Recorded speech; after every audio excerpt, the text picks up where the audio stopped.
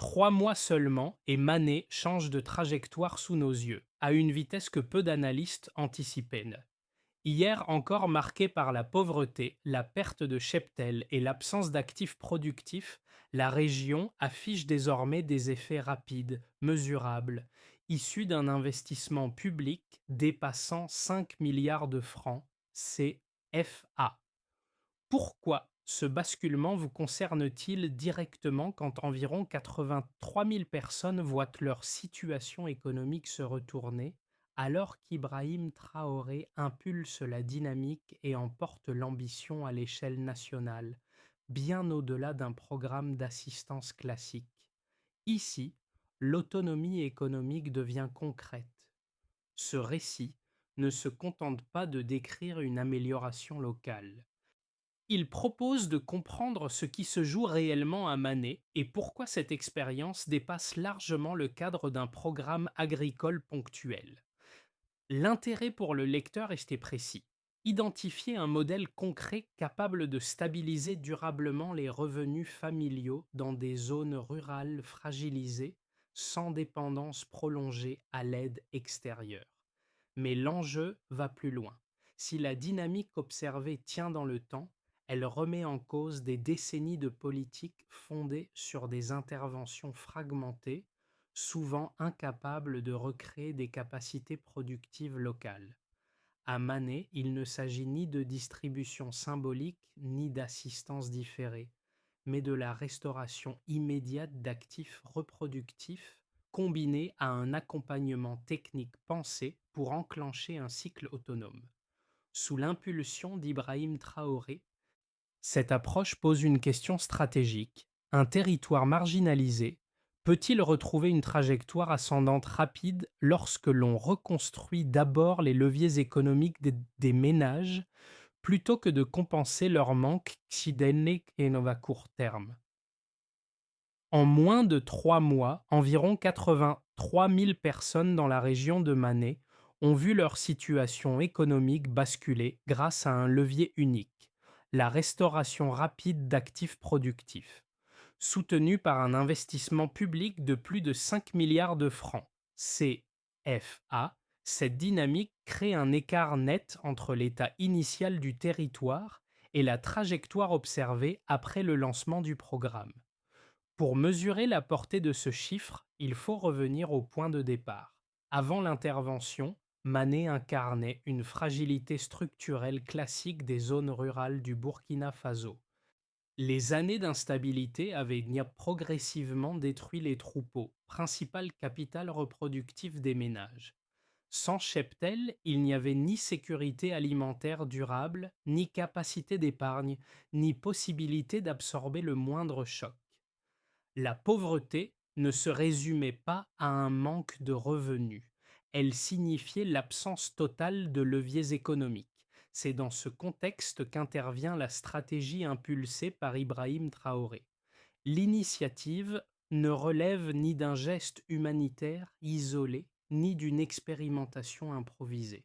Elle s'inscrit dans une architecture précise, fondée sur 3 piliers complémentaires: restaurer les actifs détruits, renforcer la résilience des ménages les plus vulnérables et créer des sources de revenus autonomes capables de fonctionner hors de l'aide extérieure.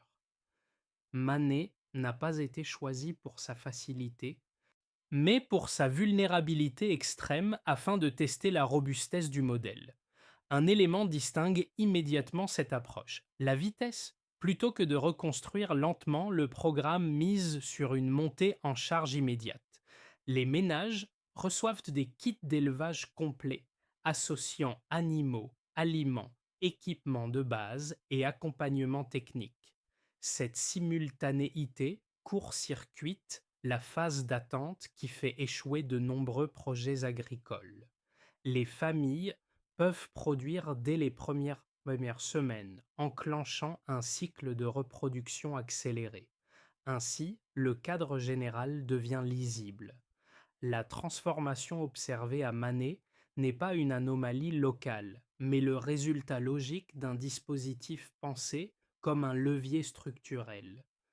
La question n'est plus de savoir si un redressement est possible, Mais jusqu'où cette dynamique peut s'étendre lorsque les conditions initiales sont réunies? Pour saisir concrètement ce que signifie cette transformation, il suffit de suivre le parcours d'un éleveur de manets, choisi ici comme fil conducteur. Quelques mois auparavant, il avait perdu l'essentiel de son petit troupeau après une succession de chocs qui avaient vidé sa cour et réduit son foyer à une dépendance totale à l'aide. Sans animaux, sans réserve, sans capacité d'anticipation, son horizon se limitait à la survie quotidienne. La réception d'un kit d'élevage complet a marqué un redémarrage immédiat. Avec un coq, 3 poules et l'aliment nécessaire pour les premières semaines, l'activité a repris sans délai, sans phase d'attente ni endettement initial. Dès les premières pontes, une réserve commercialisable est apparue sur les marchés locaux. Les ventes, modestes mais régulières, ont permis d'améliorer l'abri des animaux, puis d'augmenter progressivement les volumes. L'accompagnement technique a joué un rôle décisif. Les gestes essentiels, nourrissage, hygiène, prévention des maladies, ont réduit les pertes et stabilisé la croissance. Le foyer est passé d'une logique de survie à une organisation minimale de production. Cette transition n'a rien d'anecdotique. Elle modifie la manière dont les décisions sont prises, du simple arbitrage entre vendre ou conserver jusqu'à la planification de petites améliorations. Ce cas n'est pas isolé. Dans plusieurs villages, des trajectoires similaires apparaissent, révélant un impact précoce qui dépasse les chiffres globaux. Ici, et reprendre la maîtrise de l'activité change tout. Tout commence par une phase d'activation rapide, pensée pour ne laisser aucun temps mort. Dès les premières semaines, les équipes locales se déploient dans les zones les plus fragilisées de Mané afin d'identifier les ménages ayant perdu l'ensemble de leurs actifs productifs. Les kits d'élevage sont distribués de manière simultanée, associant animaux reproducteurs, aliments, équipements de base et appui technique. Cette synchronisation est décisive.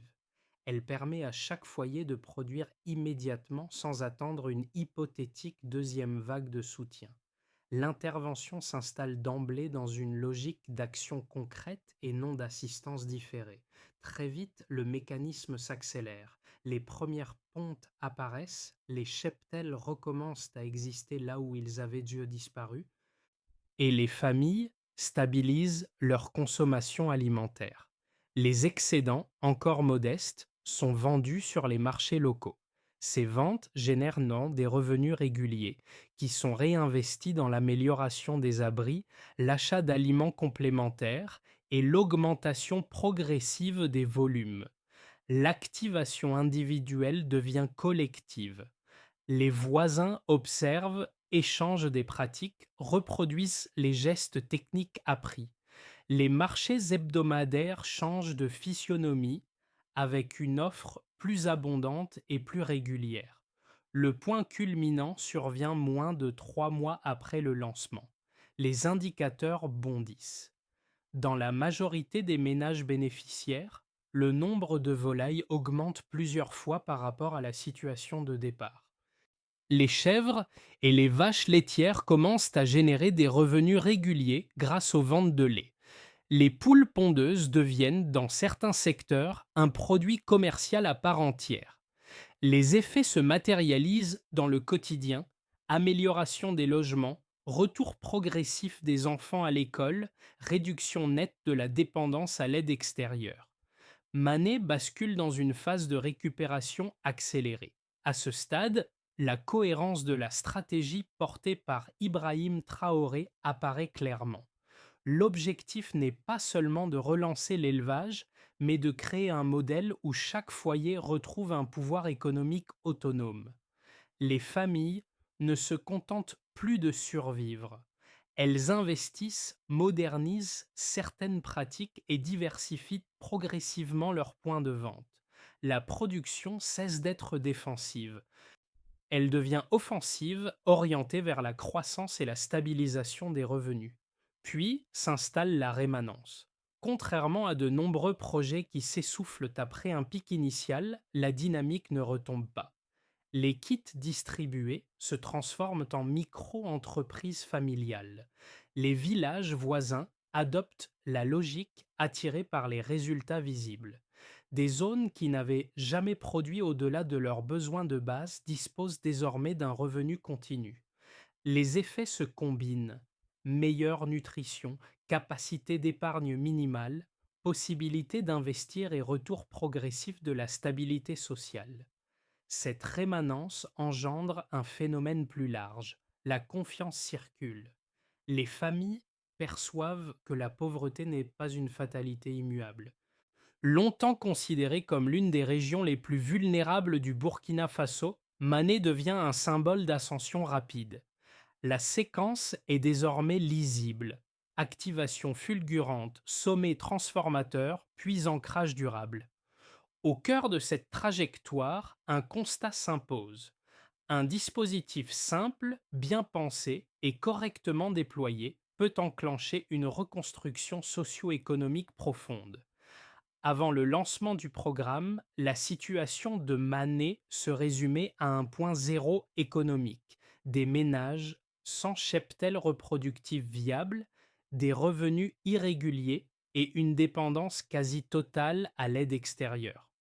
3 mois plus tard, le delta est visible et mesurable, non pas par une accumulation de chiffres, mais par quelques indicateurs structurants qui traduisent un changement de trajectoire. Le premier indicateur concerne l'échelle humaine de l'intervention. Environ 83 000 personnes ont bénéficié d'un kit d'élevage complet en l'espace de quelques semaines. Ce volume crée une masse critique. Lorsqu'un redémarrage touche simultanément des dizaines de milliers de foyers, les effets dépassent la sphère domestique pour reconfigurer l'économie locale. Cette ampleur explique pourquoi la transformation a été perceptible presque immédiatement, et l'on comprend alors qu'une masse critique synchronisée déclenche des effets collectifs rapides. Le deuxième indicateur est financier.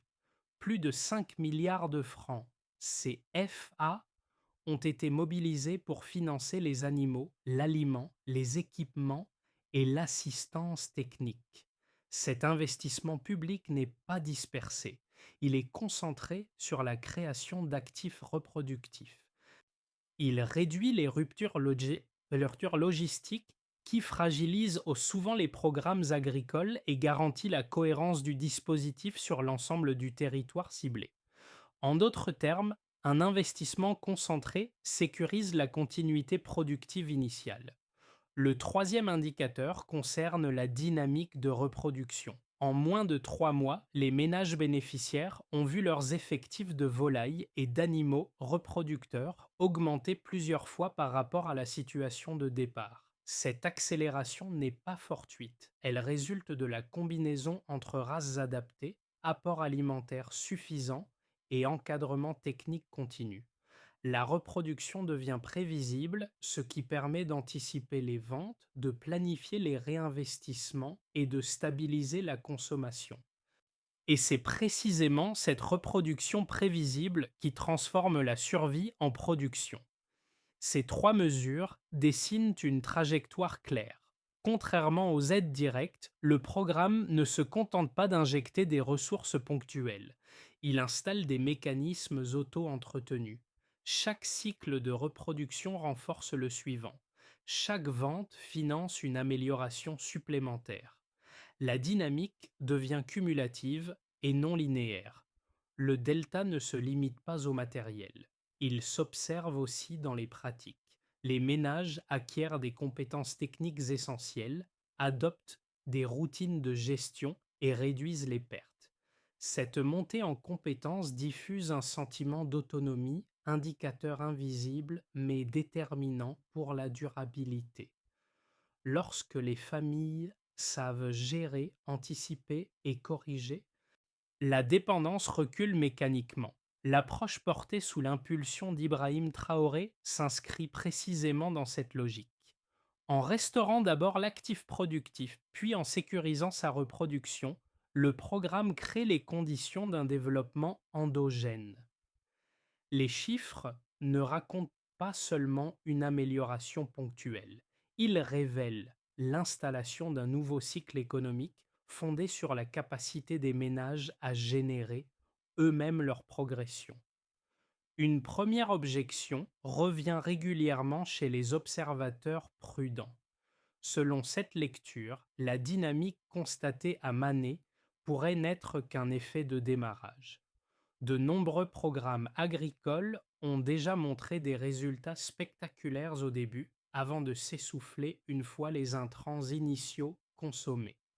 Les sceptiques rappellent des précédents sahéliens où une croissance rapide des cheptels a été suivie de pertes sanitaires, de saturation des marchés locaux ou d'un affaiblissement du suivi technique. Dans ce cadre, Manet ne ferait que répéter un schéma connu, prometteur à court terme, fragile à moyen terme. Une seconde objection adopte un angle différent. Elle reconnaît la réussite initiale, mais souligne sa dépendance à l'investissement public massif. Plus de 5 milliards de francs, CFA, ont été mobilisés sur une courte période, ce qui soulève une question de généralisabilité. Tous les territoires peuvent-ils bénéficier d'un tel niveau de financement, de coordination et de logistique? Selon cette thèse, le modèle serait efficace mais difficilement reproductible à grande échelle, faute de ressources équivalentes.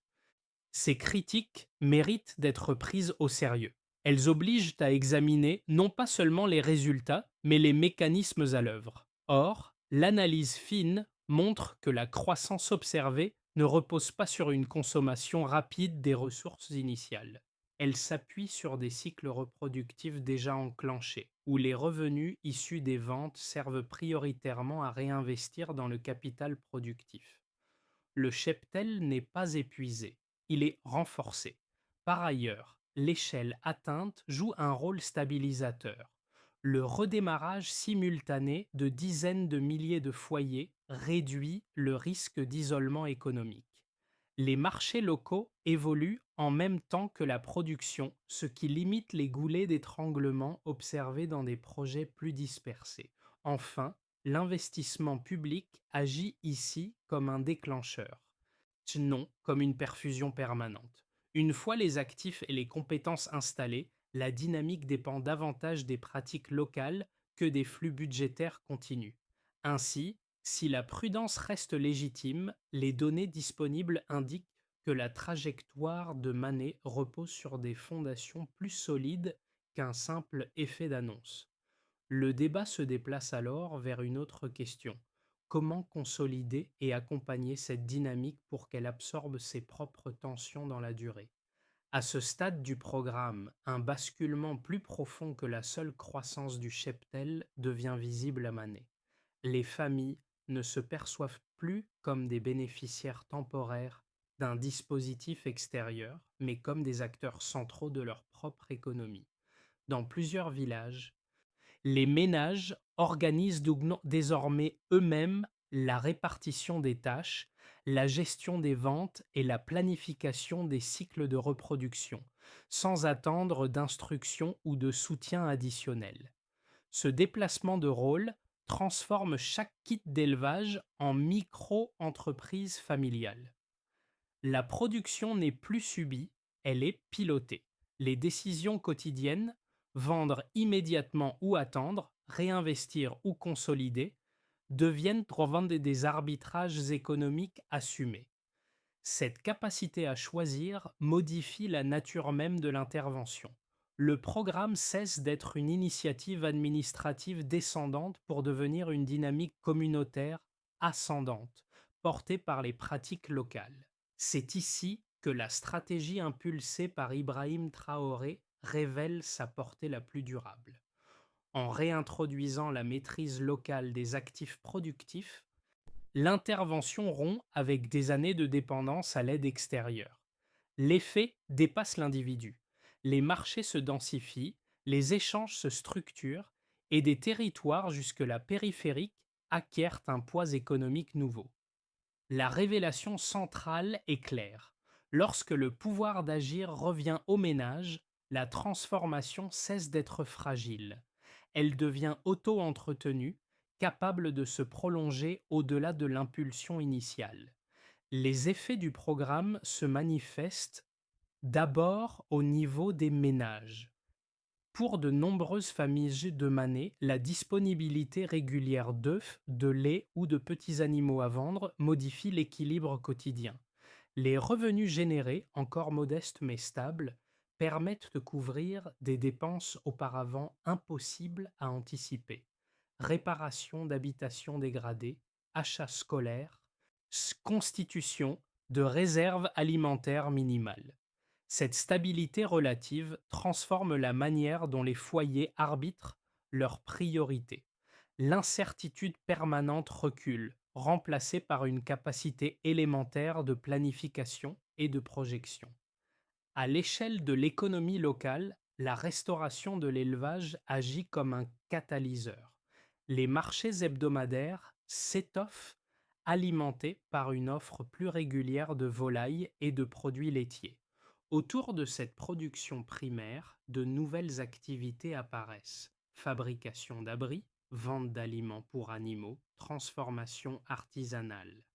Chaque ménage qui améliore sa production génère des opportunités pour d'autres acteurs. Les flux économiques se densifient et reconnectent progressivement la région à des circuits commerciaux plus larges, réduisant la dépendance aux importations alimentaires. Les conséquences se lisent également sur le plan de la cohésion sociale. Dans des villages longtemps marqués par la rareté, les tensions liées à la compétition pour les ressources s'atténuent. Les échanges de savoir-faire entre éleveurs se multiplient. Les réussites visibles jouent un rôle d'entraînement nourrissant une confiance collective. Les récits de familles ayant reconstruit une autonomie en quelques mois circulent et inspirent de nouvelles initiatives. La pauvreté cesse d'être perçue comme une fatalité irréversible pour devenir une situation dont il est possible de sortir. Enfin, à l'échelle du territoire, les effets dépassent largement le cadre agricole. La relance de la production stimule l'usage des terres, encourage des déplacements commerciaux et incite les autorités locales à identifier des zones à fort potentiel. Certaines communautés investissent dans de petites infrastructures de soutien comme des enclos améliorés ou des espaces de stockage rudimentaires. D'autres explorent des coopérations intervillages afin de mutualiser la vente des excédents. Ces initiatives traduisent un changement de posture. Les territoires ne subissent plus leur marginalisation. Ils cherchent activement à se repositionner. La stratégie portée par Ibrahim Traoré se reflète dans ce faisceau d'effets imbriqués. Chaque progrès individuel renforce la dynamique collective et chaque succès local alimente une transformation régionale. La richesse créée ne se concentre pas, elle circule. Les conséquences concrètes du programme s'inscrivent simultanément sur les plans familial, économique, social et territorial, confirmant qu'un levier productif bien conçu peut remodeler durablement un espace fragilisé. L'évolution du programme à Manet peut désormais se lire à travers trois trajectoires plausibles, construites non sur des prédictions, mais sur des enchaînements logiques. Le cadre est volontairement conditionnel. Si certaines pratiques se maintiennent ou s'ajustent, alors certains effets deviennent crédibles. Cette approche permet d'évaluer les marges de manœuvre sans extrapolation excessive. Dans un scénario de base, les ménages consolident ce qui est déjà observé. Les cycles de reproduction se stabilisent, les ventes restent régulières et les marchés locaux absorbent les excédents sans rupture majeure. Les revenus progressent lentement mais sûrement. Les investissements se concentrent sur la sécurisation sanitaire, l'amélioration des abris et la gestion des volumes. Si cette dynamique se maintient, Alors la région s'installe durablement dans une autonomie alimentaire relative avec une amélioration graduelle du niveau de vie et une réduction continue de la dépendance à l'aide extérieure. Dans un scénario optimiste, la montée en gamme s'accélère. Les excédents deviennent suffisants pour alimenter non seulement les marchés locaux, mais aussi des circuits régionaux. Les ménages s'organisent en micro-entreprises, parfois via des coopérations informelles, afin de stabiliser les volumes et les prix. La transformation artisanale se développe et les compétences circulent plus vite. Si les réinvestissements se diversifient et que les réseaux de vente s'élargissent, alors la croissance devient cumulative. Le modèle observé à Mané attire d'autres territoires et acquiert une portée structurante au-delà de son point de départ. Un scénario contraint met en lumière les limites possibles. Une saturation des marchés locaux, des difficultés d'approvisionnement en aliments de qualité ou une insuffisance de suivi sanitaire pourraient ralentir la reproduction. Dans ce cas, les ménages privilégient la vente rapide au détriment de la consolidation du cheptel. La dynamique ne disparaît pas, mais elle perd en intensité. Si ces contraintes persistent sans ajustement, alors le programme conserve ses acquis initiaux tout en restant en attente d'un second souffle organisationnel. Et ces trois trajectoires montrent que l'avenir du programme dépend moins d'un facteur unique que de la capacité collective à gérer la croissance. La question centrale n'est pas seulement économique, elle est organisationnelle. Comment transformer un succès initial en système durable, capable d'absorber ses propres tensions et de s'adapter à des contextes variés? La réponse à cette question déterminera l'ampleur réelle de l'expérience de Manet dans les mois à venir. Pour celles et ceux qui observent l'expérience de Manet depuis l'extérieur, les enseignements varient selon les situations, mais convergent vers un point commun. La relance agricole peut devenir un levier de stabilité sociale plus large. Dans les zones rurales fragilisées, Manet offre une preuve tangible qu'un territoire marqué par la perte d'actifs n'est pas condamné à l'immobilisme. Voir des ménages reconstruire une activité productive à partir de moyens simples modifie profondément la perception de ce qui est possible, même dans des contextes contraints. Dans les centres urbains, l'impact est perçu différemment. L'augmentation de la production locale suggère une réduction potentielle de la dépendance aux importations alimentaires et une atténuation des fluctuations de prix. Pour des foyers urbains souvent exposés à l'instabilité des marchés, cette perspective renforce l'idée qu'une agriculture de proximité structurée peut jouer un rôle de régulateur économique. La réussite de Manet ne concerne donc pas uniquement ses bénéficiaires directs. Elle touche à l'équilibre plus large entre zones rurales et villes. Un troisième public plus jeune y décèle un espace d'opportunité. Les micro-activités nées de l'élevage ouvrent des voies d'amélioration connexes, transformation, logistique, commercialisation, formation technique. L'agriculture cesse d'apparaître comme un choix par défaut pour devenir un champ d'initiative possible. Cette revalorisation du secteur est essentielle dans des contextes où les perspectives d'emploi restent limitées et où l'exode constitue souvent l'unique horizon. Deux gestes simples émergent de ces lectures. D'une part, documenter et partager les réussites locales afin de renforcer la confiance collective et d'ancrer les pratiques efficaces. D'autre part, favoriser des espaces d'échange entre ménages, jeunes et acteurs économiques pour accélérer la diffusion des compétences. Ces actions modestes, mais reproductibles, contribuent à transformer une dynamique locale en référence partagée. La phase suivante du programme exige une organisation précise pour transformer l'élan initial en système durable. La vision stratégique impulsée par Ibrahim Traoré fournit le cadre général, mais sa réussite dépend désormais de la qualité de l'exécution locale et de la coordination entre acteurs. L'enjeu n'est plus d'activer, mais de consolider. La première étape consiste à sécuriser les noyaux reproductifs au niveau des ménages. Cela passe par des protocoles simples et partagés. Suivi sanitaire de base, gestion des cycles de reproduction et rotation maîtrisée des volumes. Les indicateurs sont concrets. Stabilité du cheptel, baisse des pertes et régularité des ventes. Tant que ce socle n'est pas stabilisé, toute expansion prématurée fragilise la dynamique. La deuxième étape concerne la structuration collective légère.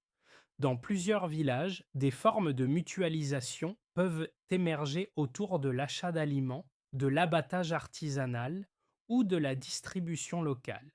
Cette organisation réduit les coûts, améliore les marges et protège les ménages les plus isolés face aux variations de production. Elle permet aussi d'absorber plus efficacement les pics d'offres.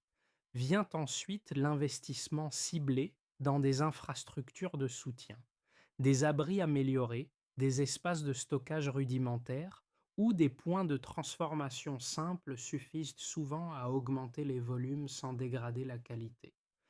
L'efficacité se mesure par la capacité à écouler les excédents sans perte significative tout en maintenant des standards sanitaires minimaux. La quatrième étape repose sur la formation continue. Des modules courts, pratiques et mobiles renforcent les compétences locales et consolident les acquis techniques. La réussite se lie dans la réduction des erreurs, la maîtrise des cycles et l'autonomie croissante des ménages dans la gestion quotidienne. Enfin, l'extension progressive des réseaux de vente vers les zones voisines permet de transformer l'excédent en levier territorial. Cette feuille de route marque le passage d'un programme d'urgence à une économie reproductible fondée sur la compétence, la coordination et la responsabilité locale. Le récit revient naturellement vers l'éleveur de Manet, ce personnage discret qui a accompagné toute l'analyse. Il y a encore quelques mois, son horizon se limitait à la survie quotidienne après la perte de son troupeau et l'effondrement de ses revenus. Aujourd'hui, son foyer vit d'une production régulière. Les ventes, modestes mais constantes, financent l'entretien des animaux, l'amélioration progressive de l'habitat et le retour des enfants à l'école. Sa trajectoire n'a rien d'exceptionnel. Elle est devenue représentative. À travers ce parcours se dessine la portée réelle de la stratégie impulsée par Ibrahim Traoré. La transformation observée ne repose ni sur un geste spectaculaire, ni sur une aide prolongée, mais sur la restitution d'un pouvoir d'agir concret. Lorsque les familles retrouvent un actif productif qu'elles maîtrisent, le changement cesse d'être fragile. Il s'enracine dans le quotidien, dans des décisions répétées, dans une confiance reconstruite. Ce retour au terrain donne sens aux chiffres et aux scénarios évoqués plus tôt. Ce qui s'est joué à Manet n'est pas seulement une réussite technique ou budgétaire, mais une recomposition des trajectoires individuelles. Là où dominaient l'attente et la résignation, apparaît désormais une direction. Le message qui s'impose est simple mais décisif. Reprendre la maîtrise de la production change toute la trajectoire. La dynamique née à Manet dépasse désormais le cadre d'un programme agricole ou d'une région particulière. Elle interroge une question plus large. Comment un territoire fragilisé peut-il reconstruire sa trajectoire sans attendre indéfiniment une solution extérieure? À travers cette expérience, une autre manière de penser le développement prend forme, fondée sur la restauration des capacités productives locales, la circulation des savoirs et la confiance progressive entre les acteurs d'une même communauté. Rien n'indique que ce chemin soit exempt de difficultés. Les contraintes logistiques, les tensions de marché ou les aléas sanitaires demeurent des réalités. Mais ce qui s'est enclenché à Mané montre qu'une alternative existe entre l'assistance ponctuelle et l'abandon. Observer cette transformation, c'est aussi accepter d'en discuter les limites, les conditions de réussite et les choix collectifs qu'elle implique, sans céder ni à l'enthousiasme aveugle ni au scepticisme systématique. Dans cette perspective, l'expérience portée sous l'impulsion d'Ibrahim Traoré invite à déplacer le regard. Plutôt que de se focaliser uniquement sur les montants investis ou les résultats immédiats, elle incite à examiner les mécanismes, les rythmes et les effets d'entraînement.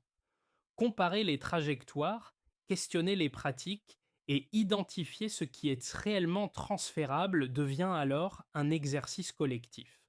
La question reste ouverte et elle vous concerne directement. Selon vous, quels éléments feront la différence entre une réussite locale durable et une transformation capable d'inspirer bien au-delà de son point de départ?